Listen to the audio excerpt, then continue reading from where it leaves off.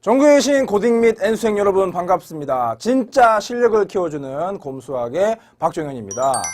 곧 겨울방학이죠. 겨울방학은 어느 누구나 중요한 시기입니다. 고1의 겨울방학, 고2의 겨울방학, 그리고 재수를 결심한 사람들의 겨울 시즌 전부 다 중요한 시기입니다.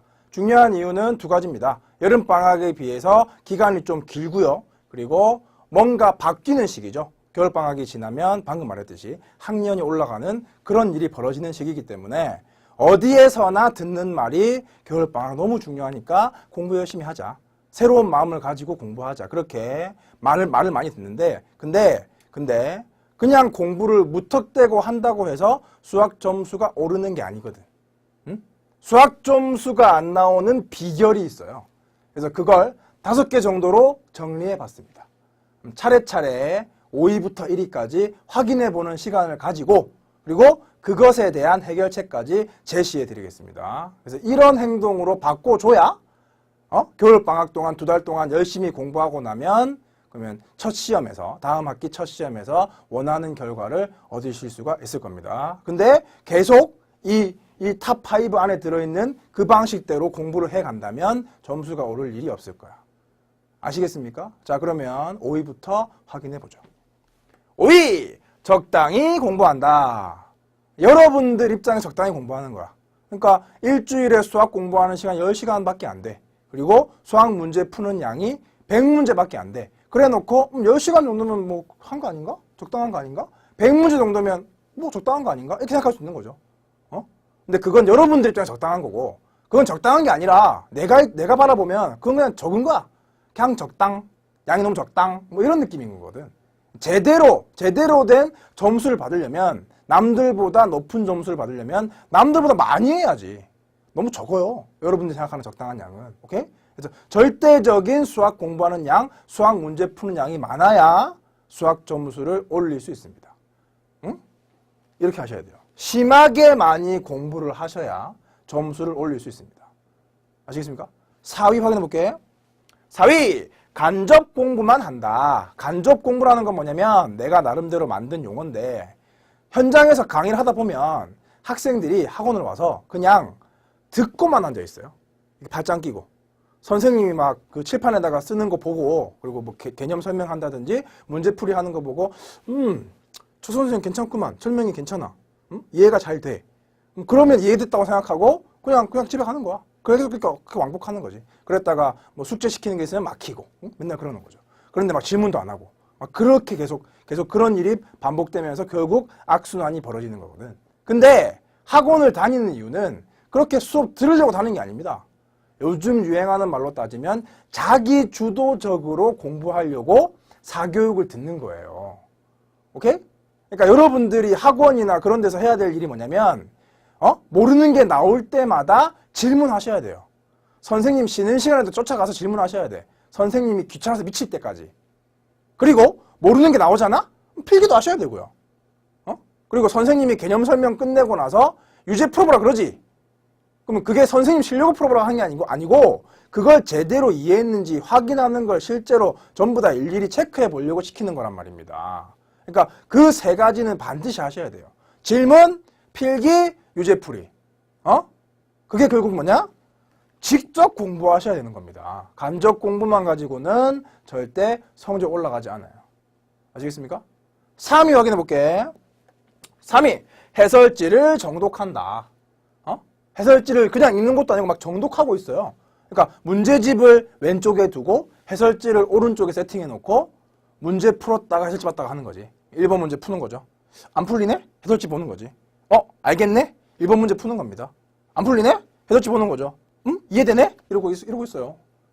그래 놓고 막 진도 나가는 거야. 이게 무슨 이해를 한 거라고. 아무것도 모르는 거예요. 그거는. 해설지는 그냥 개념서나 문제집 사자마자 엄마 줘. 찢어서 엄마 주세요. 이쁘게 재본해가지고. 나중에 보세요.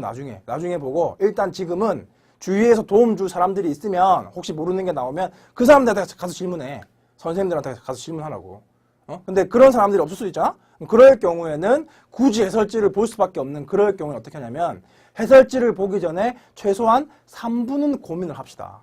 3분을 고민을 하고 3분이 지났는데도 전혀 갈피를 못 찾겠다. 그런 사람들은 해설지에서 힌트만 얻읍시다. 그러니까 처음 시작을 못 하겠는 사람은 첫 부분만 보시고, 중간을 모르겠는 사람은 중간만 보시고, 마지막 결론만 모르겠는 사람은 결론만 보자고요. 그렇게 해서 다시 한번 3분 생각해. 그래야 사고력이 향상돼요.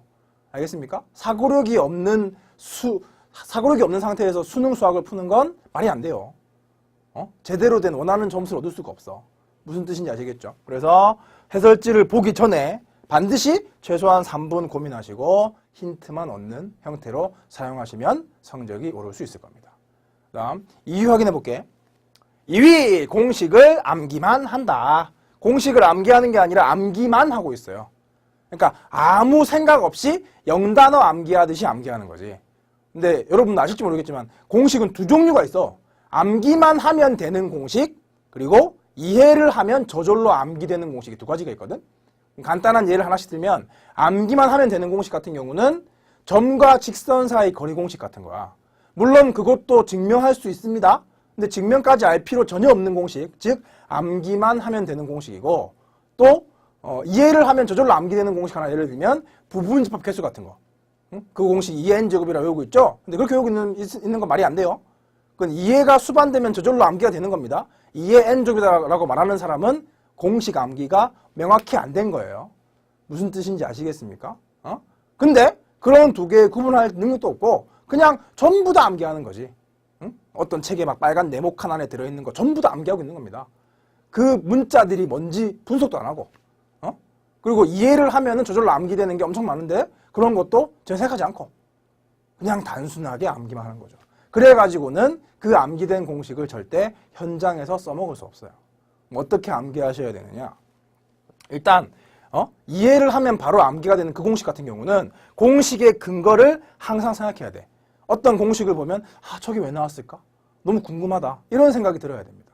그래서 이 공식이 왜 나왔는지 선생님한테 질문하는 것도 대단히 좋은 학습 습관이고, 그리고 암기만 하면 되는 것 같은 경우에도 공식을 구조적으로 암기하셔야 돼요. 방금 예를 든 점과 직선사의 거리 공식 같은 경우는 루트 a제곱 더하기 b제곱분의 절대값 ax1 플러스 by1 플러스 c라고 하면 안 되고요.